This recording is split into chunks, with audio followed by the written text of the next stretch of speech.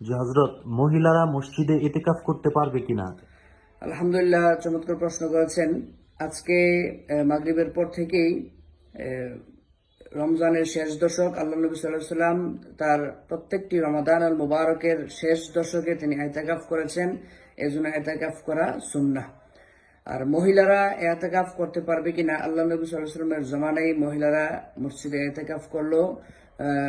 আমাদের মাযহাবের মধ্যে সেটাকে স্পষ্ট নাজায়েজ করা হয়েছে, কারণ মসজিদে ইতিকাফ করা বর্তমানে সবচেয়ে বড় একটি ফিতনা। এজন্য মাযহাবে হানাফি অর্থাৎ ফিকহে হানাফির মতে মহিলারা মসজিদের মধ্যে ইতিকাফ করতে পারবে না। এবং মসজিদের মধ্যে নারীর পাশাপাশি শিশু এবং পাগল ব্যক্তি যারা আছে, যারা জ্ঞানবান নয়, সাবালক নয়, তারাও ইতিকাফ করতে পারবে না।